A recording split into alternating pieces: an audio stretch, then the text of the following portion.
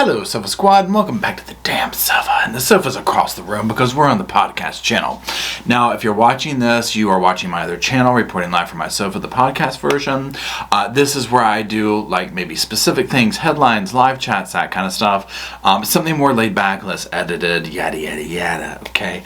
My other channel, Reporting Live from My Sofa, is more deep dives, stories, that kind of stuff. So, the point that I'm trying to make is subscribe to both of them if you like it. The description is all containing links and whatnot. Anyway, okay. So we have gathered around the proverbial campfire today to talk about the memorandum decision denying defendants' motions for severance. This is in the Daybell case. Okay. This is how we're going to do this. Basically what I wanted to do, because this has been like so big, this whole thing right here. Now, depending on when you're watching this, at this point in time, we don't know Lori. We do not know her most recent competency status. We're hoping that, it's going to be okay and they can start proceeding forward. This is taking forever. So there's that. So what I want to do is read through this memorandum. It's not long. And what we're going to do is in the beginning, I'm going to just kind of read the key points here, mostly dates, to get to the actual description of it. By the time you're watching this also, probably 1,000 other channels have gone and read through this, whatever. So I'm just here to offer my commentary for the people who are curious to hear what I have to say about it and think and all that kind of stuff. That being said, I've got my coffee here. So this is my Golden Girls cup that I'm using today. Look at that. Hearts of gold. Anyways, let me take a good old sip. Good to the last drop. I'm just joking. Please hold. There's nothing like a cup of coffee in the afternoon, my lord. Anyways, here we go. Okay, so number one, the section 1, statement of the case and procedural history. Now, this is something that I'm just going to kind of hit some key points here. And there's that, because I don't want to drown everybody out for too long.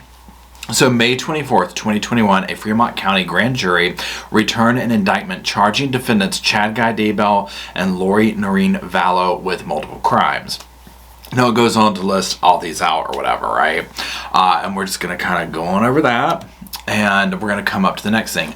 August 5th, 2021, the state filed its notice of intent to seek the D penalty.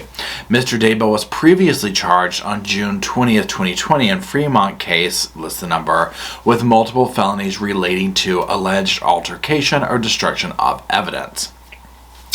Co-defendant Lori Noreen Vallow's case relating to the grand jury indictment is currently stayed. This is because of the situation, after a determination that she is not fit to proceed. For the purposes of determining this motion, the court also considers that Mr. Daybell and Lori Noreen Vallow are married, and that subsequent to the commencement of this case, Lori Noreen Vallow was indicted in another M case in Arizona. I mean, my gosh. September 7th, 2021, Mr. Daybell, hereinafter defendant, filed a motion for severance pursuant to Idaho Criminal Rule 14. The defendant contends that a joint trial would be prejudicial, arguing that the difficulty in preparing the defense and doing the necessary preparation when there is uncertainty as to whether one of the co-defendants will be present for trial creates a number of evidentiary challenges. There's that. The state filed its response in objection on February 24th, 2022, arguing that the defendant has failed to meet his burden of establishing that a joint trial would be prejudicial.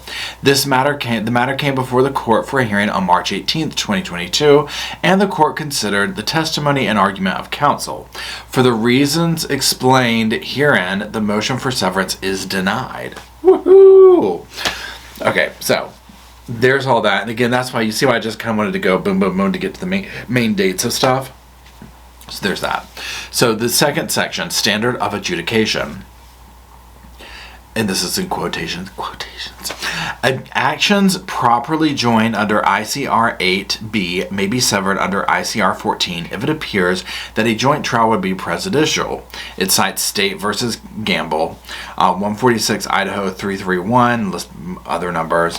And I'm going to put a link to, I'm reading this off of Justin Lum's his Facebook. So I'll put a link to his stuff down here if you want to read the whole thing verbatim. Let's see. The defendant has the burden of showing such prejudice. So here we go. It's up to the defendant. They're saying that he didn't do this. A motion to sever is directed to the trial court's discretion, and this court will not overturn a denial of the motion unless the trial court has abused its discretion.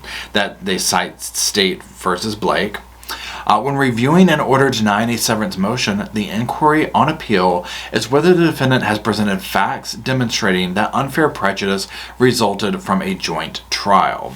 Okay, so that's my main takeaway here is they're saying, look, he has to present that this joint trial is going to be prejudicial to his situation, and the court's saying, it ain't happening. Okay, so number 3, discussion. Here we go. Now, defendant brings the current motion for severance pursuant to Idaho Criminal Rule 14 as opposed to Idaho Criminal Rule 8. In pertinent part, defendant contends that uncertainty resulting from co-defendant Lori Noreen Valu's status and current state will have a prejudicial impact on the defendant's trial rights. Additionally, the defendant contends that evidence of other wrongs or acts by co-defendant Lori Vallow will have a negative impact on jurors should these two co-defendants remain joined. The state responds by arguing that severance pursuant to Idaho Criminal Rule 14 is not required under the circumstances of the case, and that defendant has failed to establish the existence of prejudice that would warrant a severance of the co-defendants. Now let me just chime in here for a damn second. This whole thing where, Chad's trying to say, and I mean, I get it's the attorney speaking and all that, but some of her wrongdoings are going to make them prejudiced against him. I'm like, please. I mean, you can't do much worse than he's already done, right? I'm like, there's very little that she can add to the fire, okay? I mean, I'm sorry, but and vice versa. I mean, they've dug their own damn graves, right? I don't even want to hear this about, she might make me look bad, or please, like we were born yesterday. Anyways, so Idaho Criminal Rule 14 provides as follows. If it appears that a defendant or the state is prejudiced by a joinder of offenses or defendants in a complaint, indictment, or information, the court may order the state to elect between counts, grant separate trials of counts, grant a severance of defendants, or provide whatever other relief justice requires. In ruling on a motion by a defendant for severance, the court may order the attorney for the state to deliver to the court for inspection in camera any statements or confessions made by the defendants that the state intends to introduce in evidence at trial. Okay, so there you go. There's that. In analyzing whether joinder is prejudicial, Idaho courts have considered 3 potential sources of prejudice when considering a motion to sever based on ICR 14.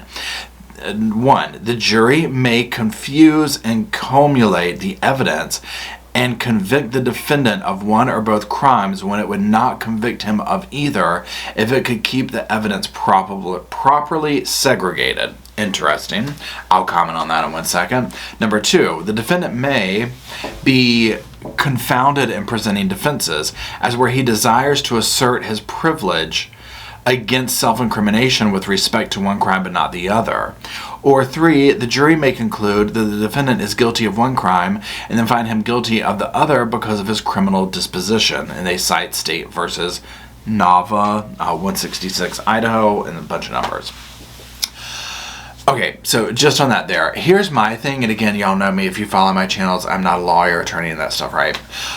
Just from me looking at it, and again, my standpoint is always this: whatever is going to make this get to trial fastest and bring justice in such a way that these two can't slime their way out of it later and all that is what I'm for, right? So if that means they need to separate the cases, do it, then do it. If that means they need to leave them together, then do it. Okay, you know what I mean? That's like whatever is going to bring justice to the victims and their surviving family members and loved ones and friends and whatnot. Okay, so that's my stance on that, right? So I'm all for whatever facilitates that. Thinking about this where everything is so intertwined, my whole thing is I'm just like, well, you almost can't have one without the other, right? It almost, I think, will help bring justice more clearly, if that makes sense, if the cases are together. Now, another thing is in this one, and again, I don't know all the evidence, you know what I'm saying, but just from the little bit that we can kind of piece together, to me it seems like a lot of the stuff is separate. Like, their actions came together to create something, but, you know, do I think that Lori was there on that property helping, you know, do what they did on the property to Tylee and JJ? Not necessarily. You see what I'm saying? So with that kind of stuff, you know, Chad trying to maybe be like, well, look, you know, they might confuse this or that, you know, I'm not seeing that. But again, that's just my self-opinion. Let's keep reading. Okay, so actions properly joined under ICR 8 may be severed under ICR 14 if it appears that a joint trial would be prejudicial. State versus Gamble. The defendant has the burden of showing such prejudice. In addition, in this case, the defendant is facing charges of conspiracy. The court is persuaded with the state's argument, supported by federal case law, that conspiracy charges weigh in favor of the state's objection to severing these cases. With this framework, the court concludes that the defendant has failed to meet his burden in establishing that a joint trial would be prejudicial, thus necessitating severance.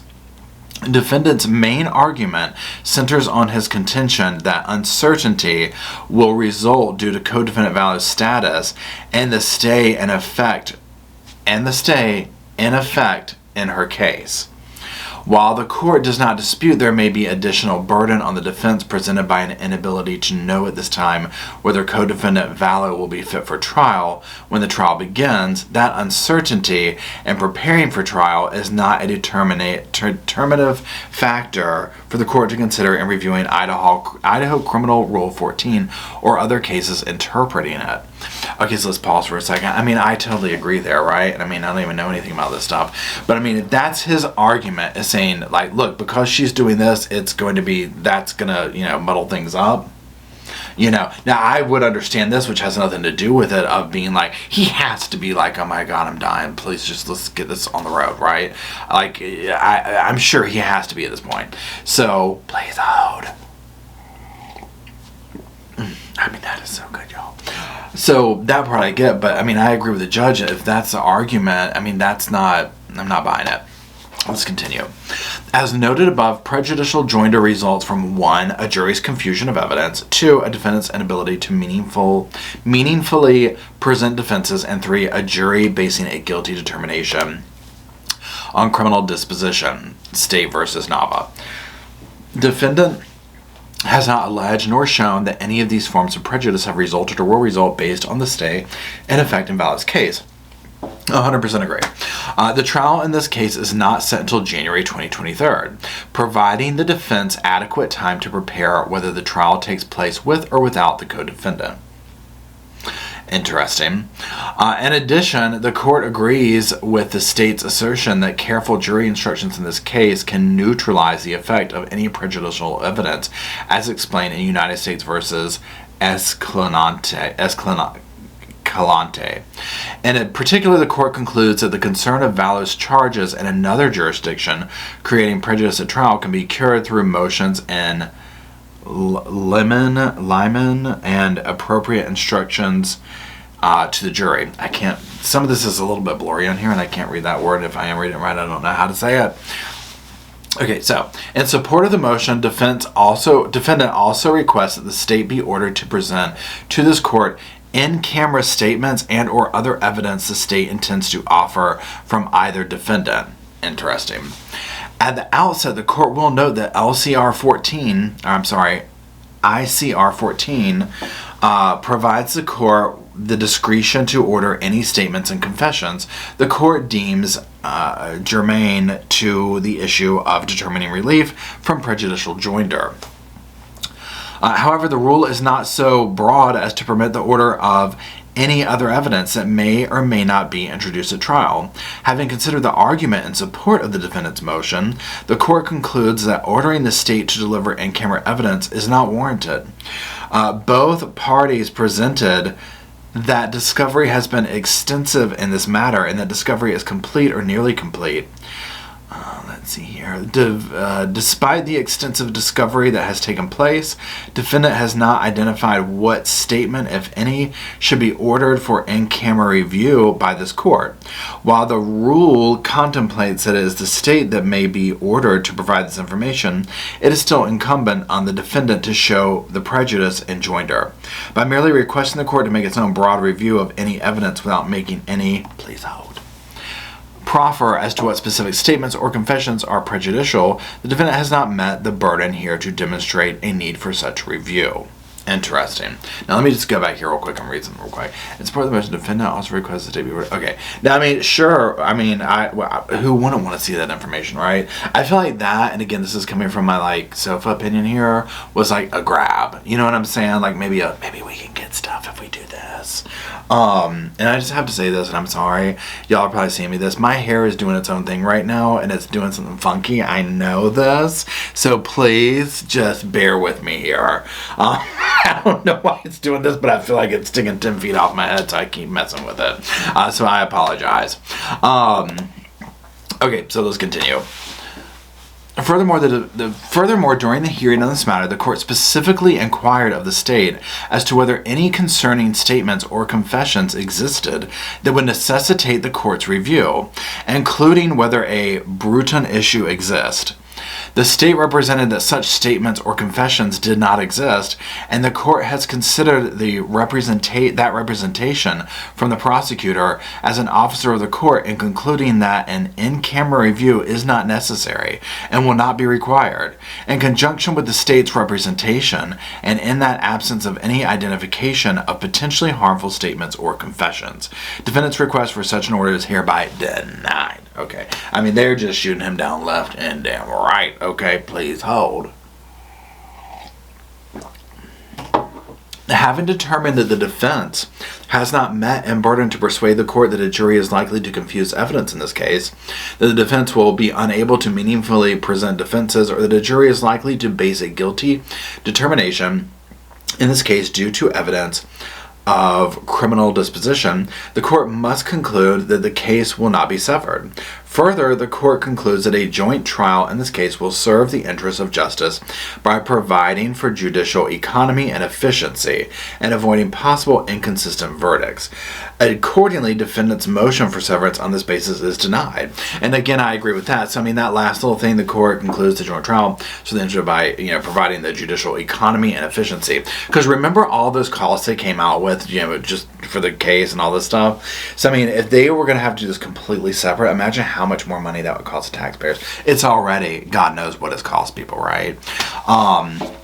Let's continue. It's almost over. Just bear with me. Finally, the decision to deny the motion to sever in this case shall in no way be construed as a stay on this case pending the competency determination of co-defendant Lori Noreen Vallow. Very interesting. Very interesting. We'll come back to that. Severance is a legal issue relating independently to each defendant in their conspiracy case. However, availability for trial is not determined under the same legal analysis. While it is true, as the state has urged, the court... Pardon me, I just had a little yawn. Let me start that one over. While it is true, as the state has urged the court to consider, the defendant waived his speedy trial right. That waiver is not indefinite in time or scope. I mean, amen. Notwithstanding his waiver and notwithstanding the current inability of the co-defendant to be brought to trial, due process still requires the defendant be afforded a jury trial without necessary excessive delay. Therefore, the court's December 3rd, 2021 scheduling order requiring trial to commence on January 9th, 2023 remains in full force and effect. Conclusion. Based on the foregoing reasons, defendant Chad Daybell's motion for severance is hereby denied. So, this, to me, I mean, reading what the judge had to say, he was very thorough in this, I felt like he really outlined all of this, and I agree with that. Now, let's go back to this little thing real quick. Hold on. Finally, decision should nobody be construed as a stay on this case pending the competency determination of co-defendant Lori Vallow. So, I mean, yes, it is frustrating that she is holding all this stuff up and so on and so forth. But again, I mean, y'all, they've had this for like a hot minute, right? They know this is coming in January of 2023. I mean, hello, So this argument that both sides need to get things going. Now, I'll say this. And again, at the time of this, she has not been deemed competent. I mean, I don't know. Obviously, I want her to be so that this is, can move on. Part of me feels like she's going to be, though, in this one upcoming. Pardon me. I could be wrong. I mean, I have no basis on making that other than, just a gut feeling, right? All the little hearings and the sealed stuff and this and that and da-da-da-da-da coming out, I just feel like, okay, this is the time. This feels right. But we'll see. Maybe when you're watching this, they've come out and said, nope, she's going to be extended again or whatever. I mean, I don't know. But I mean, I agree. I don't think that Chad, and when I say Chad, I also mean his legal team prior and whatnot. I just don't think that they presented a well enough argument. I don't think that this stuff is there, and I think that the judge is right, like not only economical in a monetary sense, but in the sense of just, this is a very complicated case, right? Everyone's story lies over one another with these two monsters at the center of it. So I feel like them going through, especially on these conspiracy type things, it's just going to make it more easier, more seamless, I guess you could say. So anyways, that's it. What do y'all think? Are you happy with this motion to sever? Do you think that they should have been severed? Do you think they shouldn't have been? Like, what are your thoughts on that? And again, depending on when you watch this, if she has not been, extended or whatever, I mean, do you think that she's going to be soon? That's it. Thank you for joining me. Please remember to subscribe. Remember to have yourself a Golden Girls kind of a day. Okay. That's it. I hope everybody's doing well. Again, thank you everybody for making the channel possible, gathering around the old computer, the sofa, all that fun jazz. And until we gather around the coffee cup and that computer and that fun jazz, I'll see you soon.